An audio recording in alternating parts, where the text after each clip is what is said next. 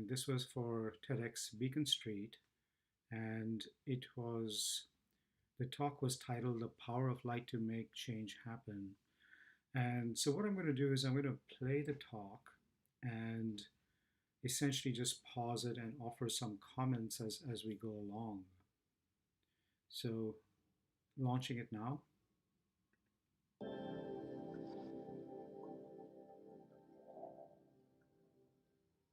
There is a great power in light to make change happen. My journey toward this discovery began when I was a child. So just pausing here, there's a great power in light to make change happen. So that really is the invitation here. And what I'm going to go over right now in this talk is the beginning of the journey by which this discovery became possible for me to really see that there is potentially power in light to practically make change happen. So here's the experience that actually launched me on this journey early on.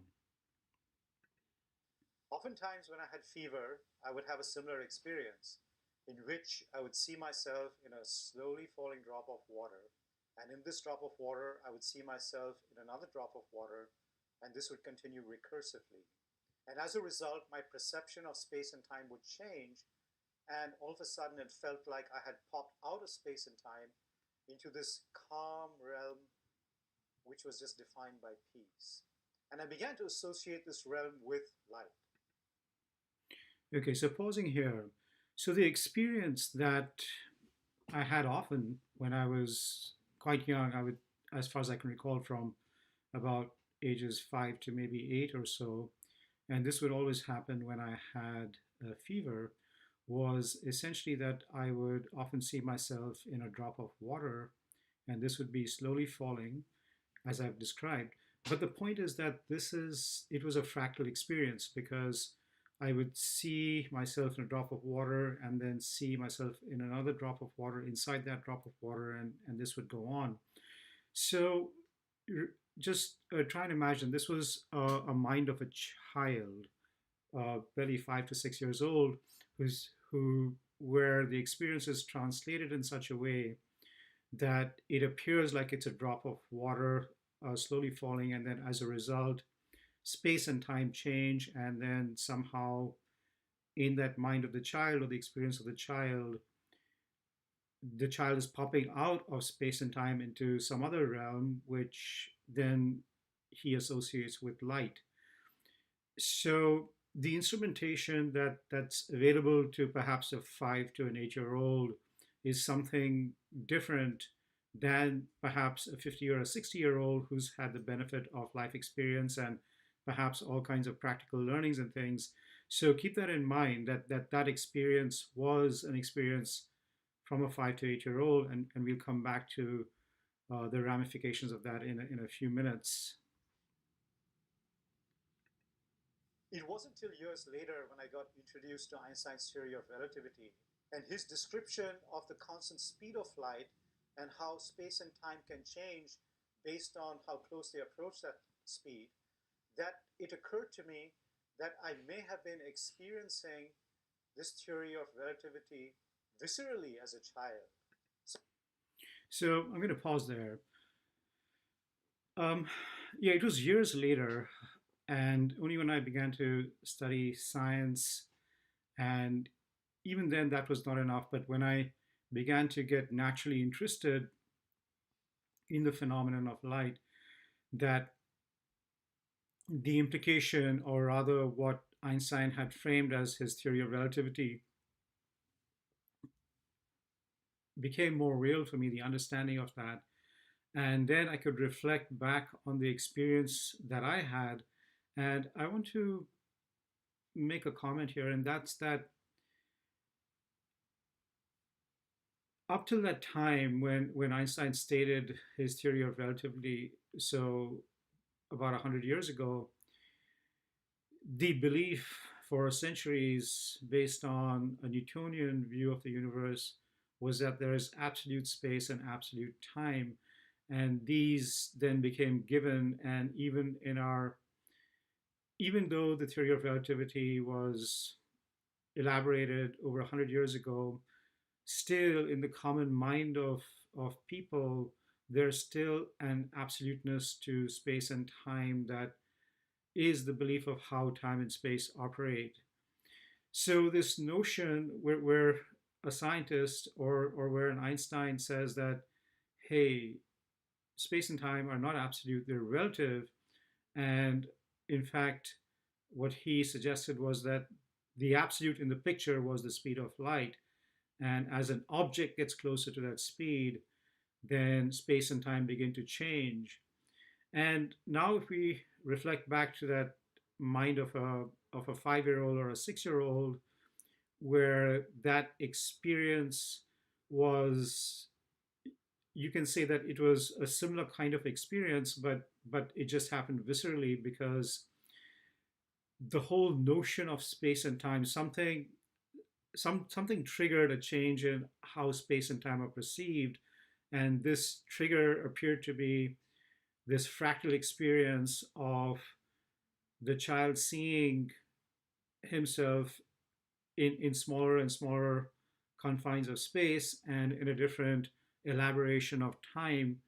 And as a result, there was a popping out of space and time. And so this is, I think, similar to what Einstein was stating in his theory of relativity. And what's remarkable about his theory is that it's a, it represents a complete break from a paradigm that people take for granted. And I think that even when we consider what light is, there's a certain perception of what light is. It's scientifically supposed to be electromagnetic spectrum and all the waves and frequencies within that, and that's defined as light. But the question is that really what light is? And that's what I want to kind of tease out here, is that light is something entirely different. So that's this personal journey that I'm describing in this TEDx talk is a journey to move from one vicinity or area or way of thinking or set of perceptions to another set of perceptions that is triggered by an experience that's personal. So let's move on. So I got very interested in light and I wanted to understand it much more deeply. Some of the things that I found were pretty astounding to me. One, every single atom in the universe, whether of animate matter or inanimate matter, is forged either in the light of the suns or the math of supernova. Pausing here quickly. So this figure or this illustration here is, in a sense, you can see the periodic table. So the idea being that every single element that's represented by that periodic table has a signature of light inside it. And so we see in the backdrop the entire, that's a representation of the universe in a sense, and the elements are what creates the physical reality in this universe, but they themselves have been forged in the light of the suns or the math of supernova. And where this is moving to as we look further in this video is the idea that light, we have to think about light differently. Light is fundamental. So let's move on. In other words, what we are, what everything is, deeply has light inside it. If I consider a small iota of space around me, it's packed with millions of photons. And these photons we know are carriers of light. So these photons carry infinite amount of information from the surrounding environment, stream this through our eyes, and recreate in our brains an image of the world. In other words, the action of photons deeply grounds us in one massive light-based operating system. So pausing here. So far there's two things being said about light. One is that everything by definition, whether it's animate or inanimate, has light inside it down to the fundamental level of the atom. The second thing is that through the action of photons, we're all grounded in a massive light-based operating system. And so what these suggestions are getting at is that the reality of light, which is ubiquitous, and even when we, based on the science that we've discovered so far, this ubiquity becomes present. We don't call it that. We don't really realize that in our common language or common experience. But the fact being that light is intimate to everything, and light is a foundation from which everything arises in a sense and is grounded in this operating system. So we do need to think about light in a fundamentally different way, and that's what's beginning to be pointed out here. Even if we consider nutrition of all living beings, we can trace it back to a simple process called photosynthesis, which again depends on the light of the sun. So it's fair to say that without light, we wouldn't exist. But even if we So the third point here, and these 3 points, when you consider them in juxtaposition, the fact of all matter, inanimate or animate, being fundamentally having light deeply embedded inside it, the fact of light operating all around us through the action of photons and grounding us in a massive light based operating system, and the fact that any living being is dependent on light and tracing back to a simple nutritional process of photosynthesis means that without light, any living being, simply by definition, or for that matter, any kind of matter wouldn't exist if light didn't exist in the first place. consider our current environment, the infrastructure that exists technologically is derived from different wavelengths of what we call the electromagnetic spectrum, which is another word for light.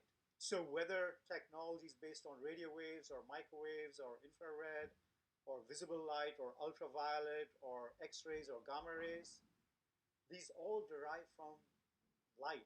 And without it, our current world wouldn't be what it is. Even if we extrapolate. So the point there is that not only is everything that we are dependent on light, but even the entire infrastructure of the world, a lot of what drives our common conveniences of today are a result of understanding light more deeply. And as I suggested before, the scientific definition of light is these electromagnetic waves that travel at a speed of 186,000 miles per second.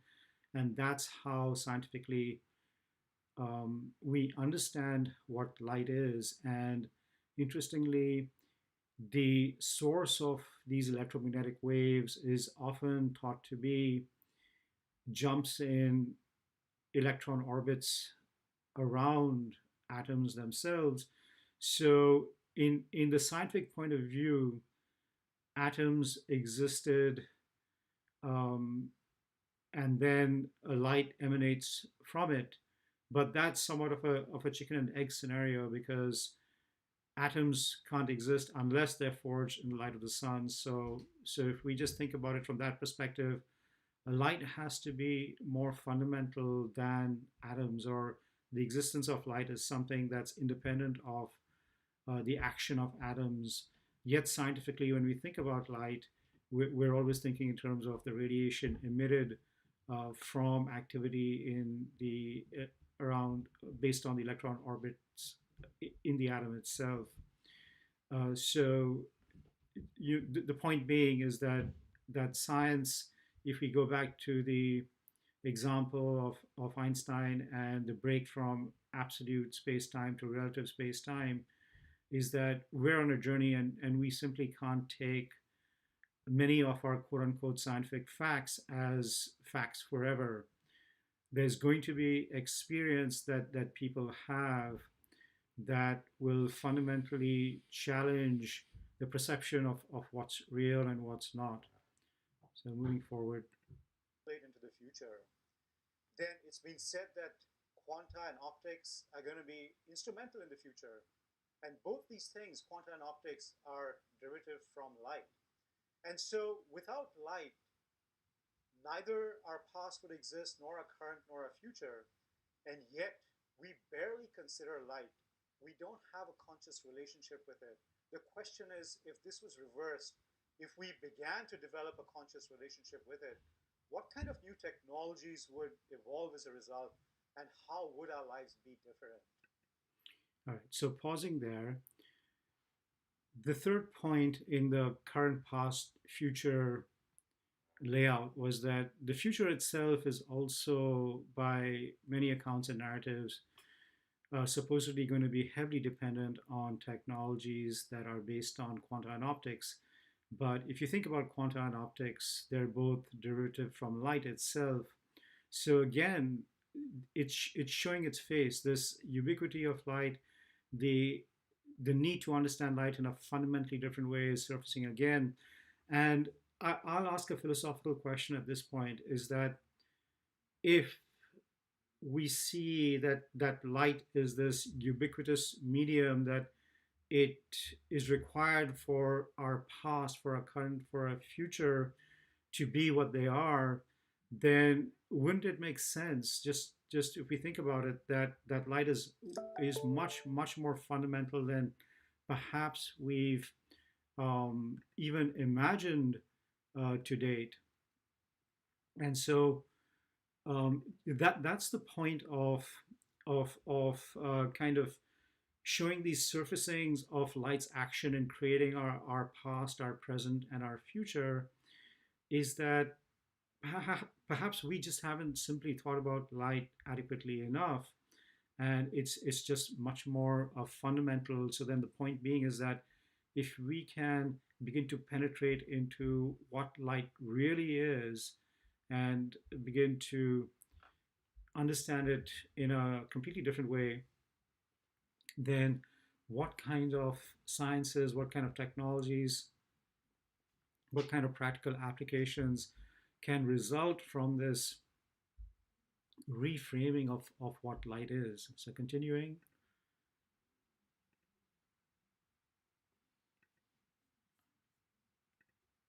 oops,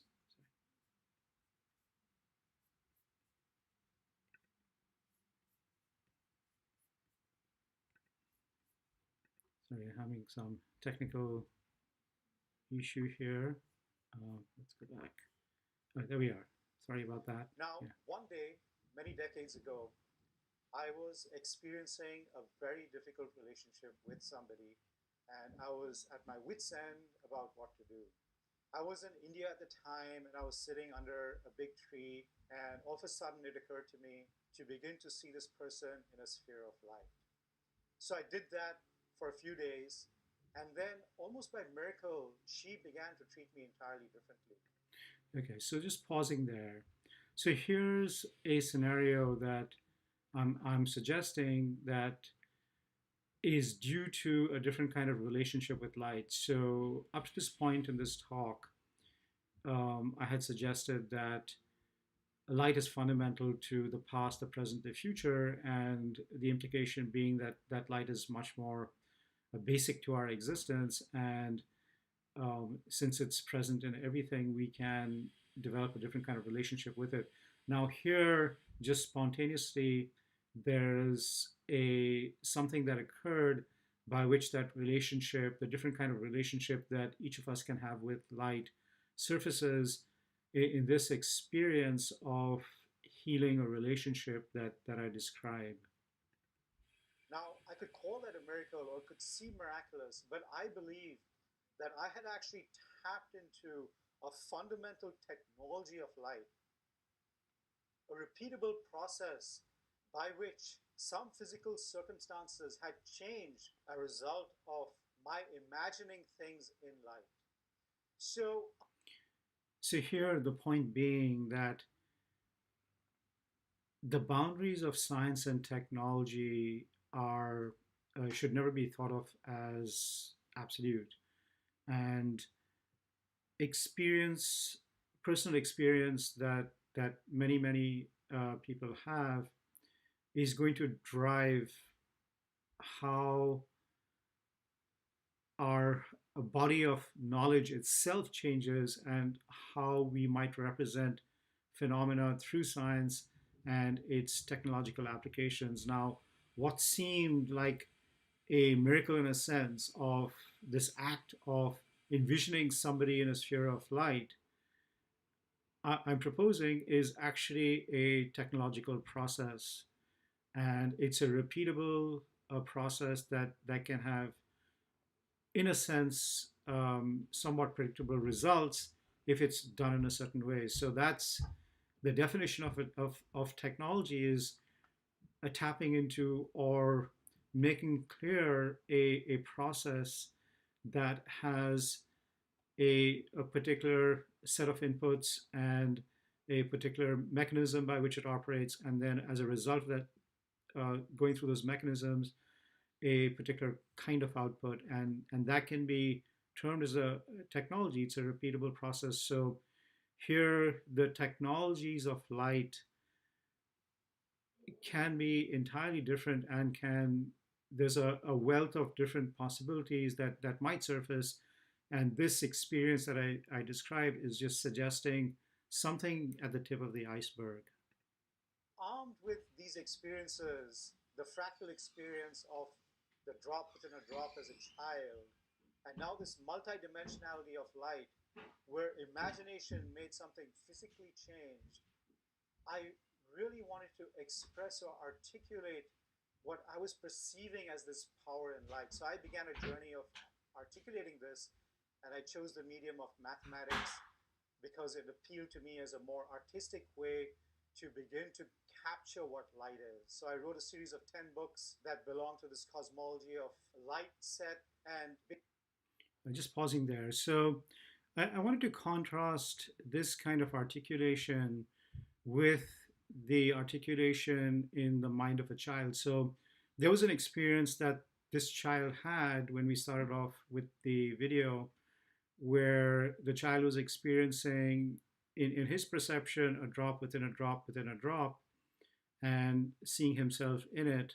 And that was the extent of how a certain fractal reality and a mathematics of light could be imagined, even though that experience was, I believe, something to do with light, yet the ability to articulate it was, certainly um, minimal based on the experience of the child to date. But articulation of 10 books in a mathematical language is due to years of experience and years of study, and essentially it's describing the same experience, and but using a more sophisticated language to do so. basically in that framework, what occurred to me is that light has a fundamental place.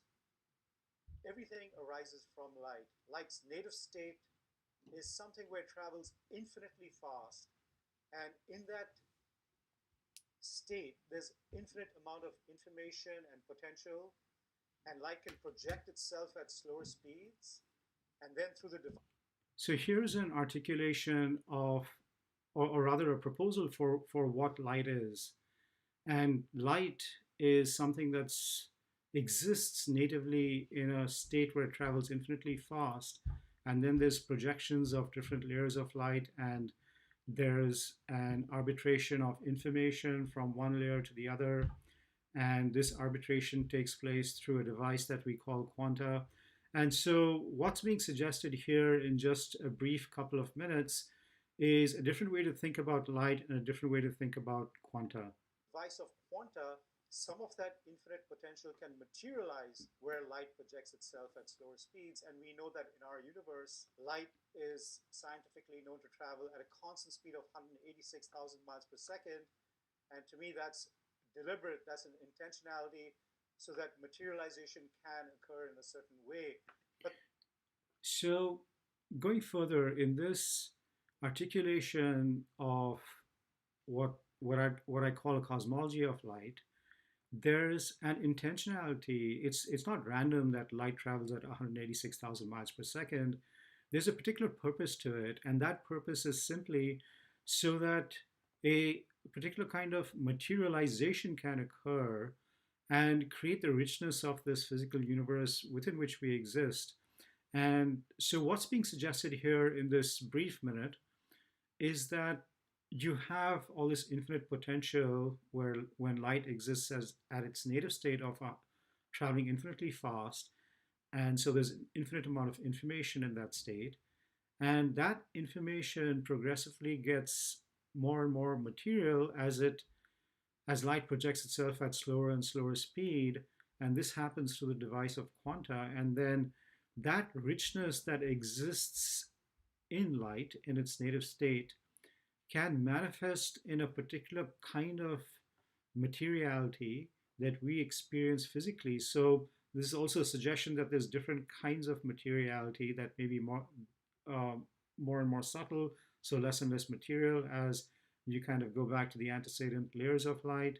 But certainly the way quanta works, and while it's not mentioned in this talk, but I'll quickly also say that quanta is related to something that we call Planck's constant, which is h, which I've proposed several times, is inversely proportional to the speed of light. So while speed of light sets an upper bound to our material existence, the inverse of that, h, creates a lower bound, which in fact is that lower bound from which matter can parcel itself out in through quanta into more and more um, material form and to the infinite diversity of material form. But the point being that it's all framed, the medium for this is light. So if we begin to develop a different kind of relationship with light, if we understand what light is more intimately, my proposal is that we can change things much more easily. Why do I say that? Because light is fundamental. So, getting to this point here, that when we think about light, we think about there's a common way in which we approach light, and that's through an understanding of our science, that's through its technological applications. But what's being suggested here is that there's a third way, and that's through personal relationship. And so light is not just this thing that's severed from reality that we have to observe from a distance, but it's intimate to reality and it's in each of us. And a lot of what we are, everything that we are, emerges from this light. Therefore, we should be able to develop a relationship with it. And the implications of developing a relationship with such an intelligent medium from which everything arises can be pretty profound. Fundamentally agnostic to power. Light doesn't care where you come from. It doesn't care what the color of your skin is. It's the most democratic instrument. It doesn't care. The point being made here is that in this relationship that one develops with light, so light is in a sense almost like a it's a real thing. I don't want to use the word to but it's like a massive entity, if you will. It's intelligent. It has all this infinite information.